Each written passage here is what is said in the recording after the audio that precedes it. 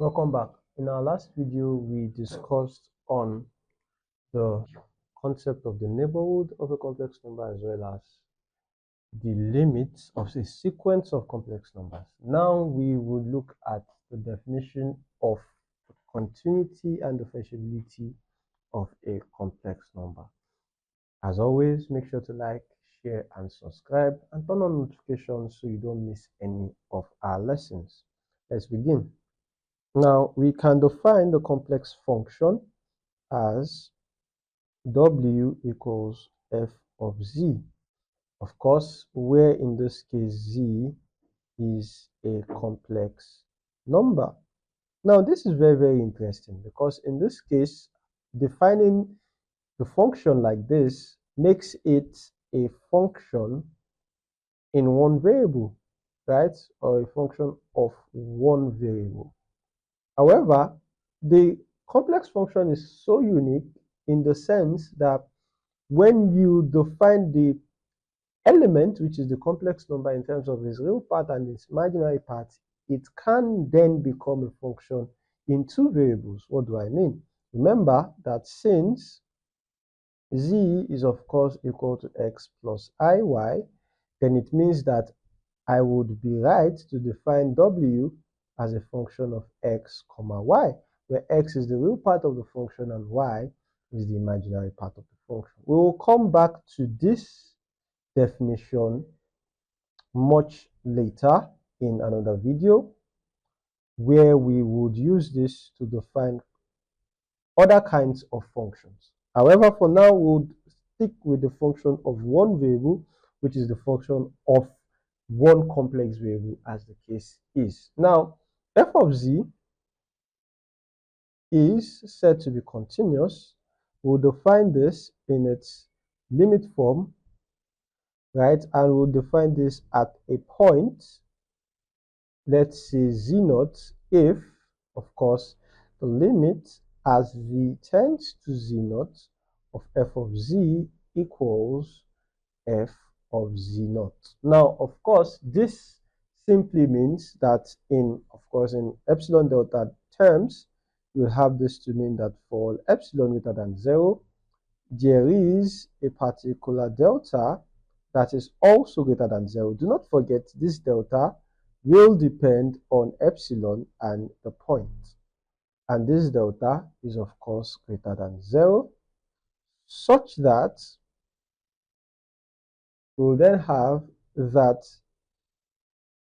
whenever the point becomes very, very similar to that specific point you picked, then you can expect the function to become very, very similar to the function at that specific point as well. So in this case, you're saying the approach of the variable to that specific point causes the approach of the function on that variable to that specific function on that point. Now, this refers to the continuity of this complex function. Now, of course, this follows through in all cases for that complex function. Now, as we would see later on, there would be some complex functions that will not be continuous everywhere, which means across all the single points. This would lead us to consider discontinuities in that form, and we'll look at different kinds of discontinuities that we would have. But for now, we just want to define clearly what the concept of continuity is. Now that we have looked at this, it's very, very important and to, of course, be to our advantage to discuss or examine the continuity of a particular function at a particular point. And then we'll see if this is case. Now remember that for that function, even if it's a stepwise function, the continuity would only exist, or the function would only be continuous if the limit of that function across all the step functions equals the same thing. It has to be equal to the same thing at all times. So let us see if that's the case. Now, let's take an example.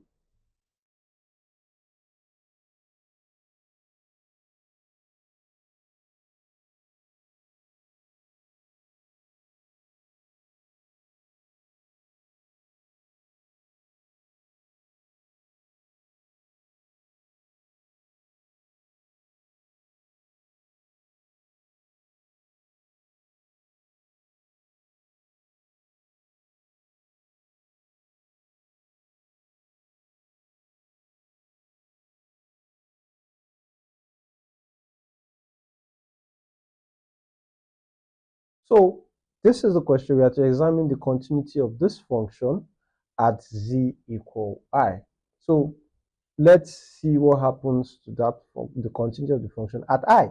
Now, this is a step function as the case is.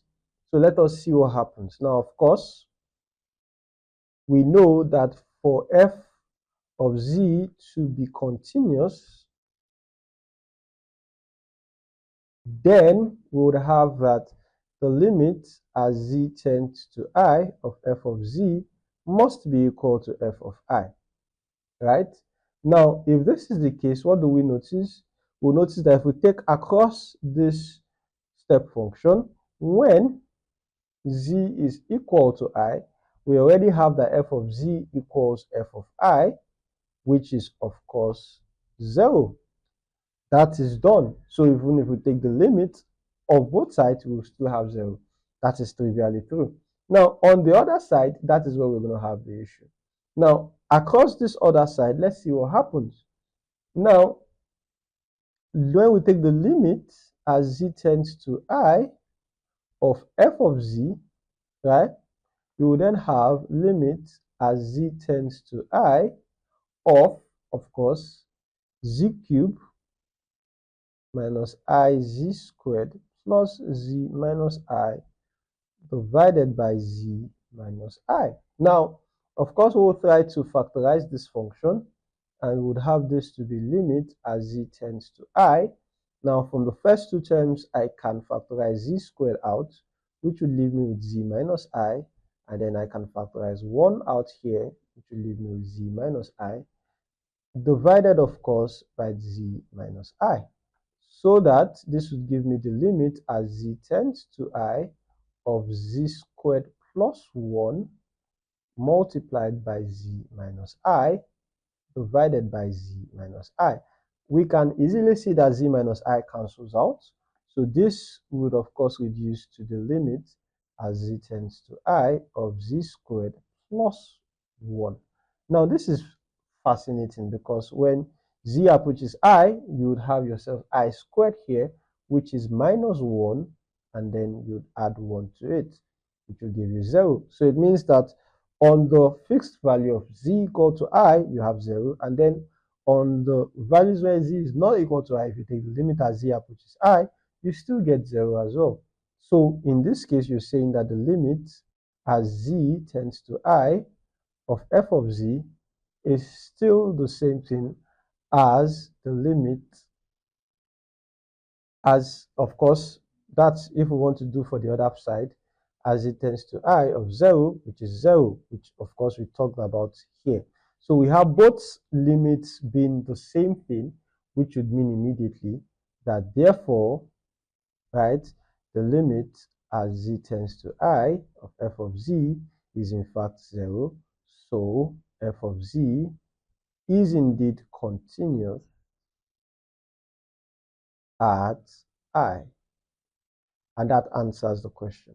So this would show, and we have of course seen, that this shows us that for continuity to hold, it must hold across all parts of the step function.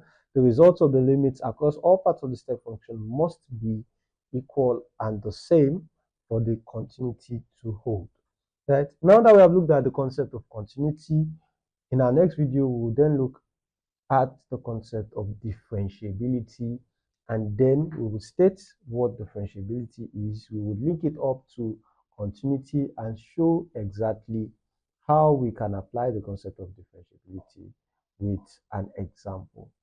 So, as always, make sure to like, share, subscribe, and turn on your notifications so that you do not miss any of our videos. Thank you.